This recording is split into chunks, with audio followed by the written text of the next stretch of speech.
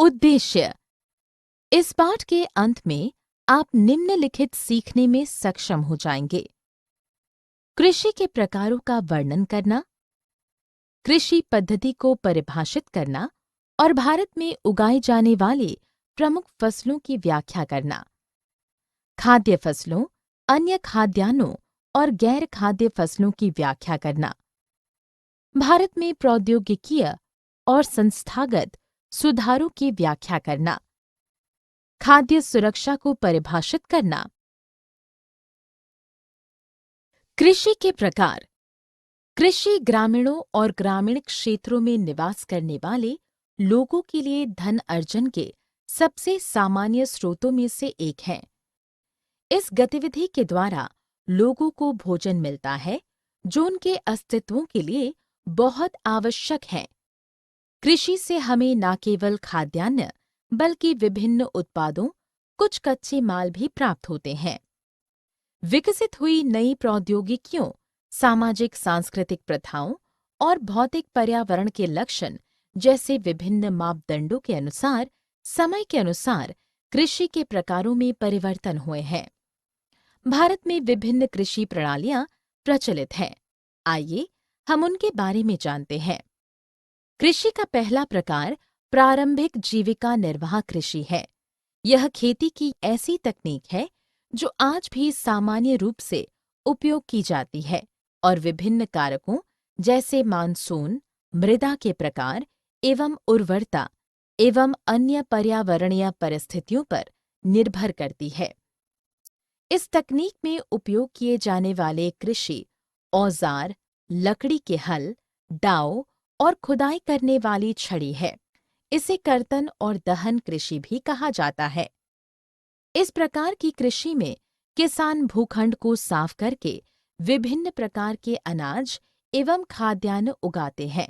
उसके बाद वे अपना स्थान परिवर्तित कर लेते हैं और भूमि के नवीन भूखंड को कृषि के लिए साफ करते हैं। यह प्रौद्योगिकी विभिन्न देशों में विभिन्न नामों से प्रयोग की जाती है।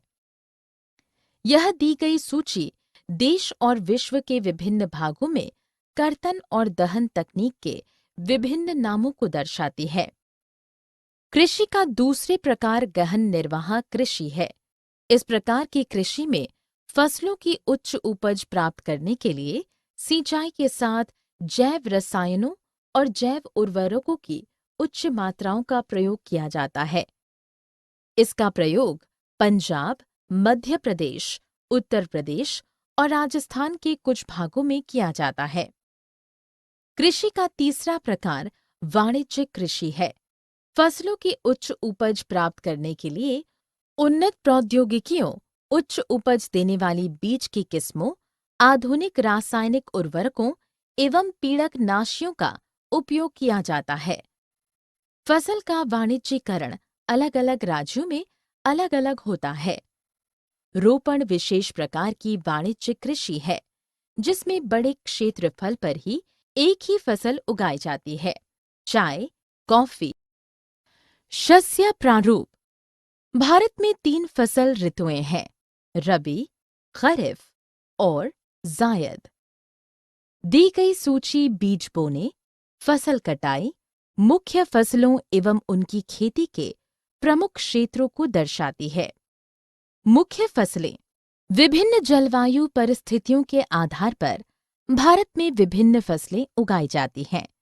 चावल, गेहूं, मोटे अनाज, दालें, चाय, गन्ना, कपास और तिलहन भारत में उगाई जाने वाली कुछ मुख्य फसलें हैं।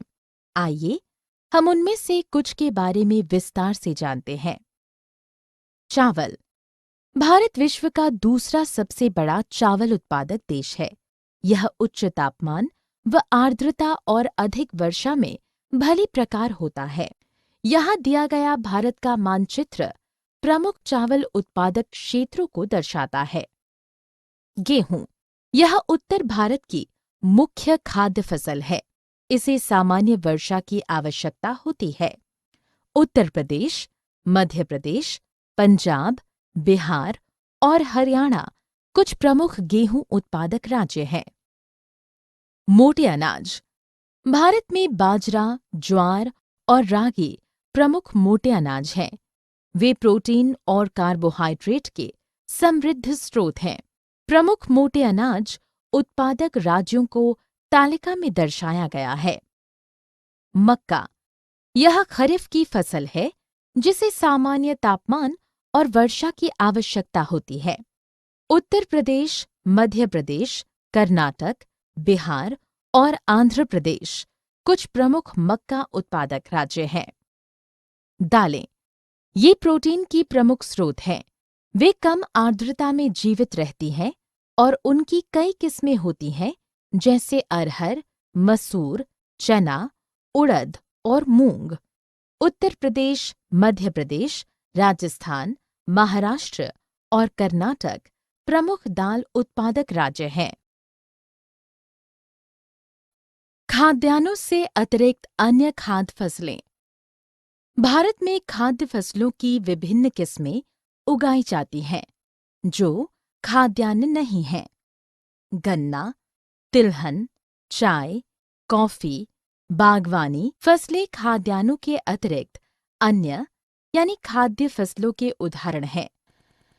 इसके अतिरिक्त भारत में कुछ गैर खाद्य फसलों जैसे रबड़, फाइबर फसलों, कपास और जूट की भी खेती की जाती है।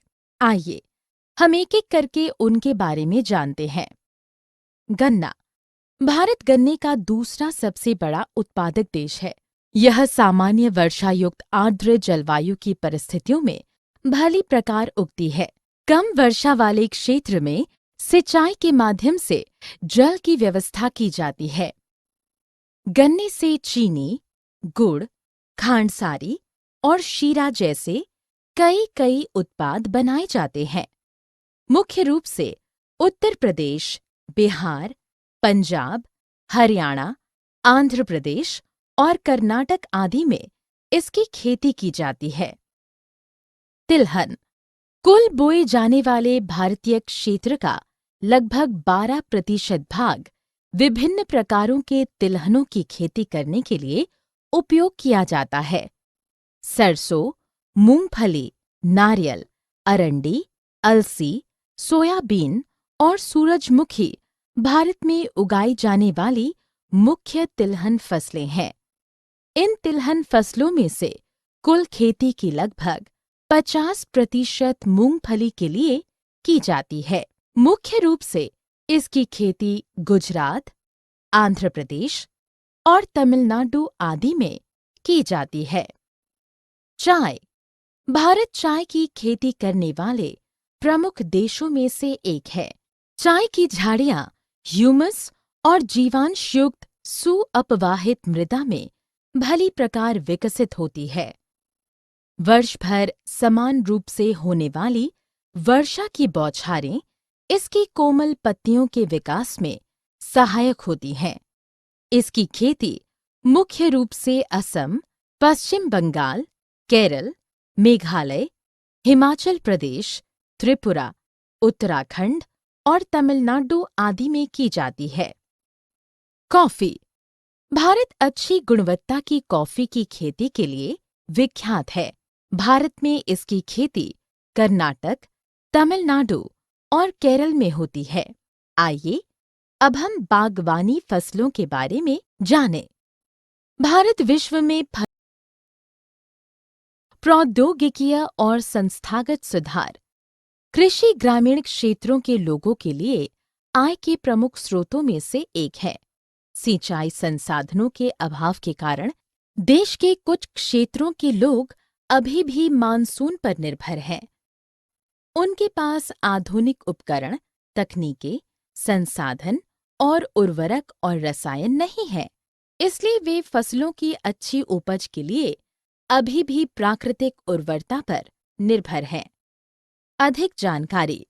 भारत में अभी भी 60% आबादी कृषि क्षेत्र में काम कर रही है और इसके बावजूद देश की अर्थव्यवस्था में समग्र जीडीपी का योगदान बहुत कम है। स्वतंत्रता के बाद कृषि के मानक में सुधार लाने के लिए कई कदम उठाए गए थे। इन चरणों में सामूहिकीकरण, जोतों की चकबंदी, सहकारिता, जमींदारी समाप्त करने को सम्मिलित किया गया था। भूमि सुधार और पुश्तैनी अधिकार के विषय पर भी सरकार द्वारा 1960 से 1970 के बीच कुछ महत्वपूर्ण कदम उठाए गए थे। बाद में हरित क्रांति एवं श्वेत क्रांति हुई, जिसने भारतीय कृषि की गुणवत्ता एवं मानक को उन्नत किया। 1980 और 1990 के दशकों में व्यापक भूमि विकास कार्यक्रम आरंभ किया गया था।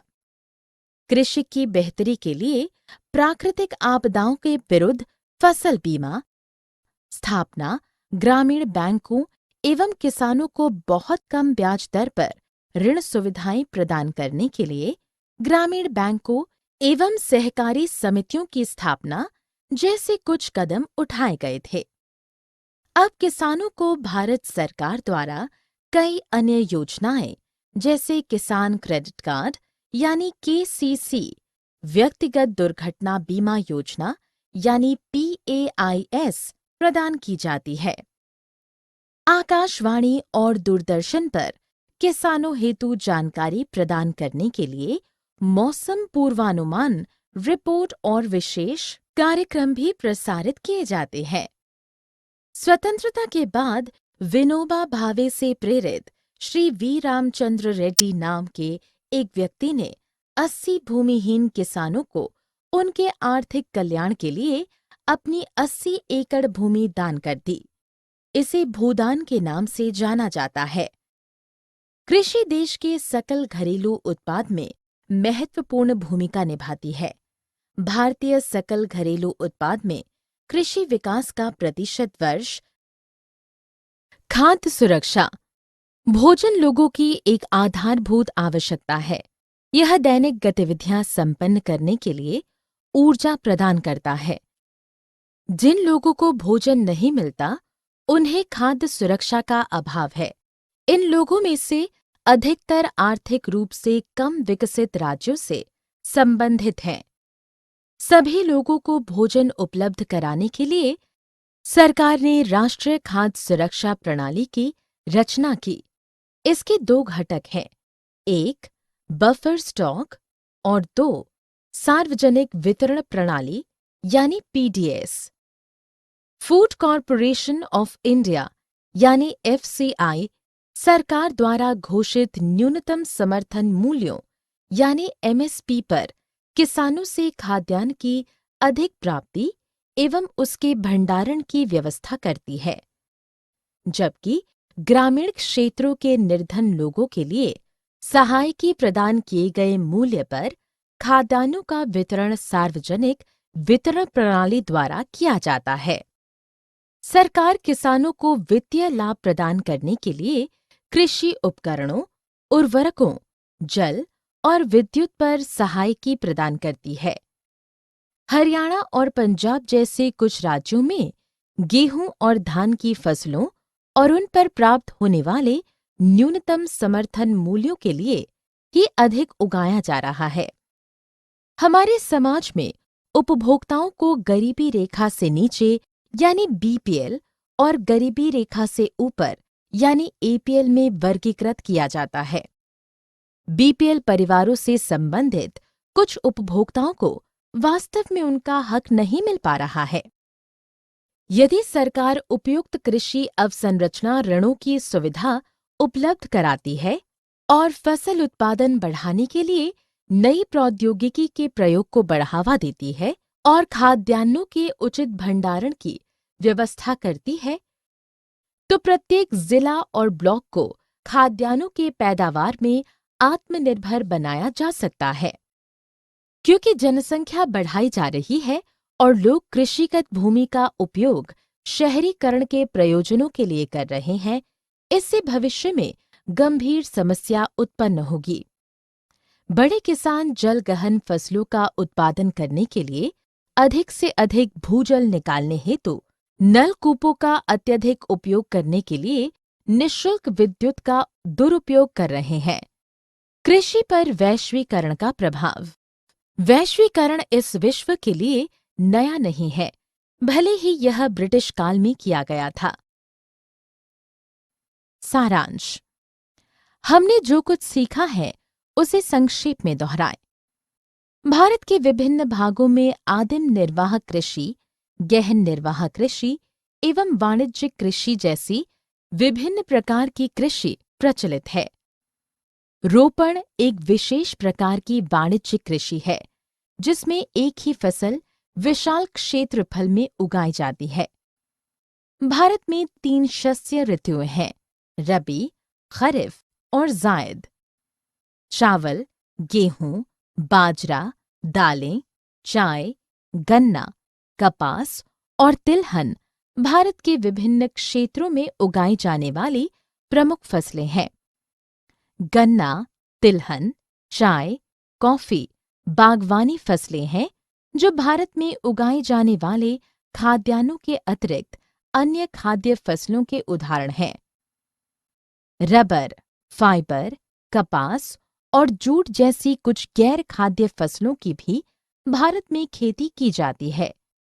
स्वतंत्रता के बाद सरकार द्वारा सामूहिकीकरण, लगान, जोतों की चकबंदी, सहकारिता और जमींदारी समाप्त करने जैसे कुछ कदम उठाए गए।